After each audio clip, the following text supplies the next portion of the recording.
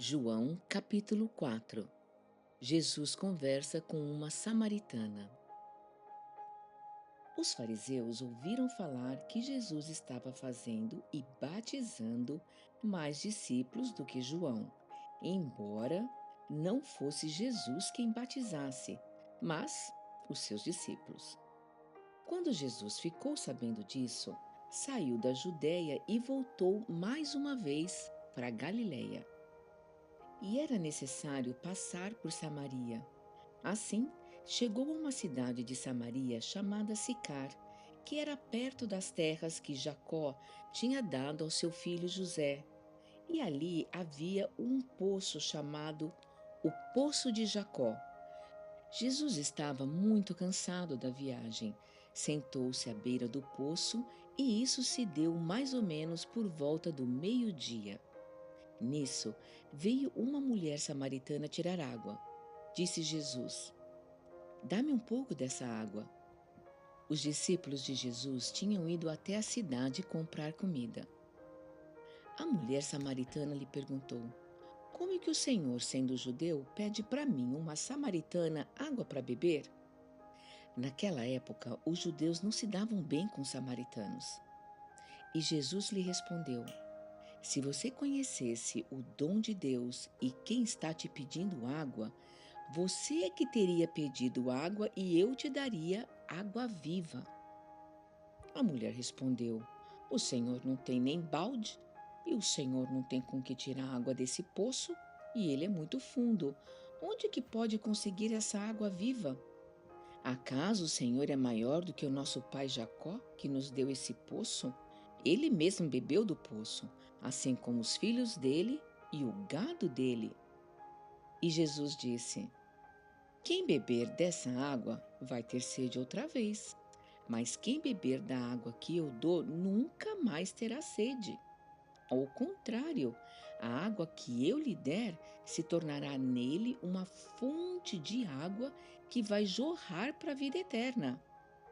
A mulher exclamou: Senhor, me dá dessa água para que eu não tenha mais sede e nem precise voltar nesse poço para tirar mais água. Jesus disse: Vá e chame seu marido e volte aqui. Ela respondeu: Eu não tenho marido. Jesus disse: Você falou corretamente dizendo que não tem marido. O fato é que você já teve 5 e o homem com quem você vive agora não é teu marido. O que você acabou de dizer é verdade. A mulher disse: Senhor, vejo que é um profeta. Nossos antepassados adoraram aqui neste monte. Mas vocês, judeus, dizem que Jerusalém é o lugar aonde se deve adorar. Jesus declarou: Acredite no que eu vou dizer. Está próxima a hora em que vocês não adorarão o Pai, nem nesse monte e nem em Jerusalém. Vocês, samaritanos, adoram o que não conhecem. Nós adoramos o que nós conhecemos, pois a salvação vem dos judeus. No entanto, está chegando a hora, e de fato já chegou, em que os verdadeiros adoradores adorarão o Pai em espírito e em verdade. São estes os adoradores que o Pai está procurando. Deus é espírito e é necessário que os adoradores dele o adorem em espírito e em verdade. A mulher disse: Eu sei que o Messias, chamado Cristo, está para vir. Quando ele vier, vai explicar tudo para nós. Jesus olhou para ela e disse: Eu sou o Messias, eu que estou falando com você. Naquele momento, os discípulos voltaram e ficaram surpresos ao encontrar Jesus conversando com uma mulher samaritana.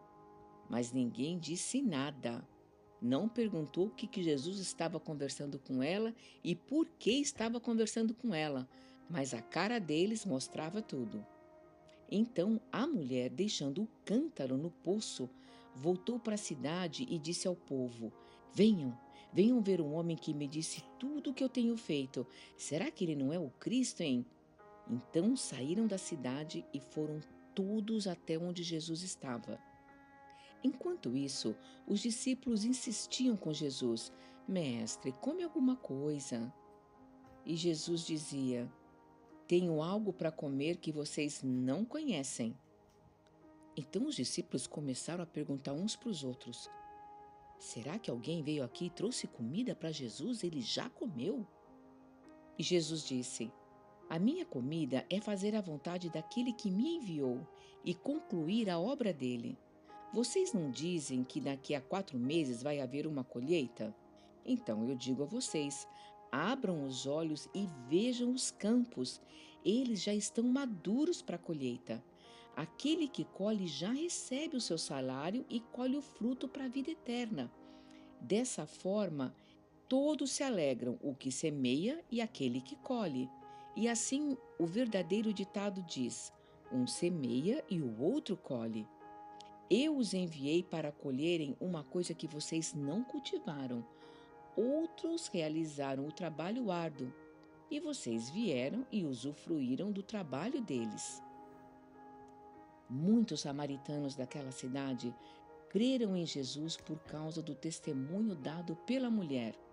Ele me disse tudo o que eu tenho feito. Assim, quando se aproximaram de Jesus, os samaritanos insistiram que ele ficasse com eles e ele ficou 2 dias. E por causa da sua palavra, muitos creram nele. E disseram à mulher: Agora nós cremos não somente porque o que você disse, mas porque nós mesmos o ouvimos e sabemos que ele realmente é o Salvador do mundo. Depois daqueles 2 dias, Jesus partiu para a Galiléia. O próprio Jesus tinha afirmado que nenhum profeta tem honra na sua própria terra.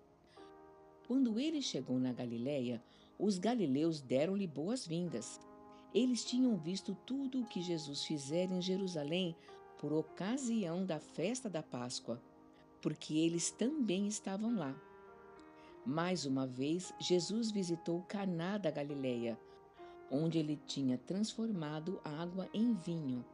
E ali um oficial do rei, cujo filho estava doente em Cafarnaum, quando ouviu falar que Jesus tinha chego à Galileia, vindo da Judéia, procurou Jesus e suplicou que ele fosse curar seu filho que estava à beira da morte.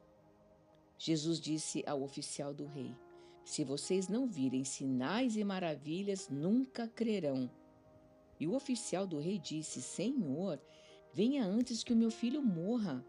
Jesus respondeu: Pode ir, seu filho continuará vivo. O homem confiou na palavra de Jesus e partiu. Estando ele ainda no caminho, os seus servos vieram ao seu encontro com notícias de que o menino estava vivo.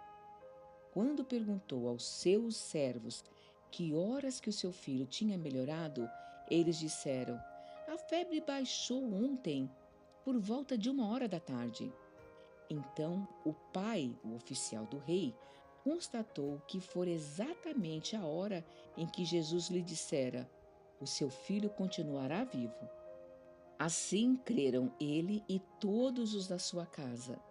Esse foi o segundo sinal miraculoso que Jesus realizou depois que veio da Judéia para a Galiléia.